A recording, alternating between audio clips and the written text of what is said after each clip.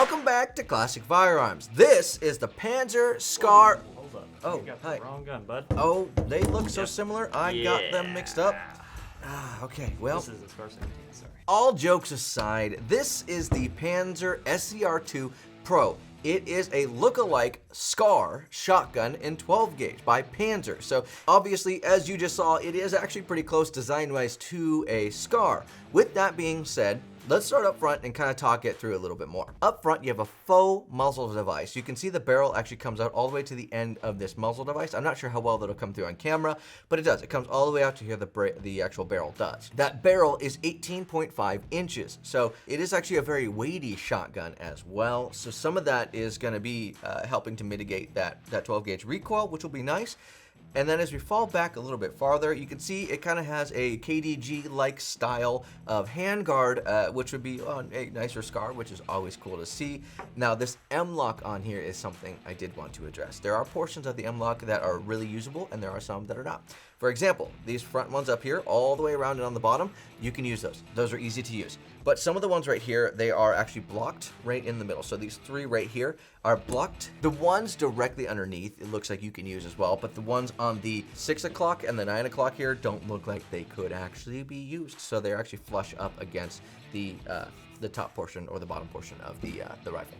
So just wanted to keep that in mind. Lots of usable M-lock on here, and that overall is fantastic. But there is some that you can't. I just want to make sure we have proper expectations.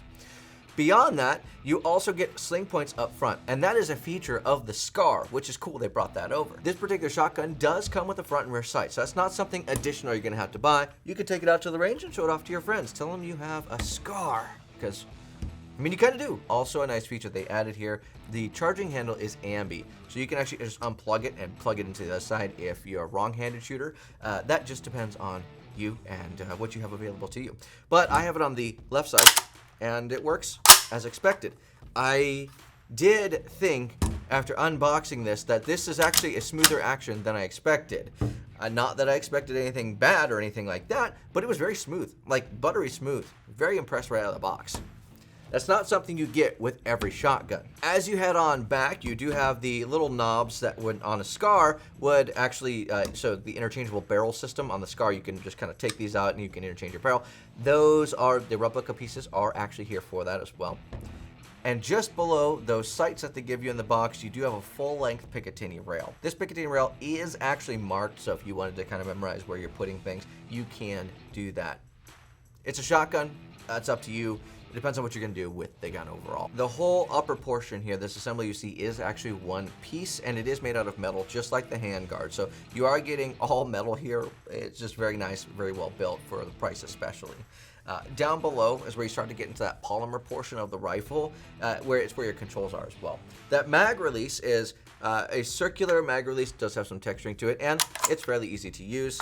Exactly what you would expect, kind of that AR style, that SCAR style. You do, as you fall back, actually have an ambi safety as well. So you can see that's on the right side, and as we turn her around, you can also see that same thing on the left side. So no matter which, if you're left-handed or right-handed, you'll be able to operate most of this rifle. You have a mag release that's also on this side right here. You have your bolt release right here, but the bolt release doesn't come over to the right side. It's only on the left side. So now let's talk about the trigger. As you can see from the chamber being open, this rifle is clear. There's nothing in the magazine as well. So rack it a couple times, we're good to go.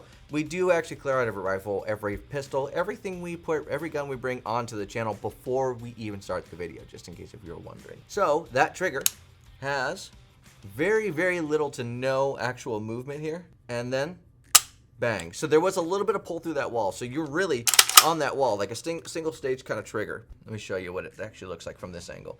So I start pulling, there's just a little bit of movement, and then it goes bang. It does feel fairly predictable.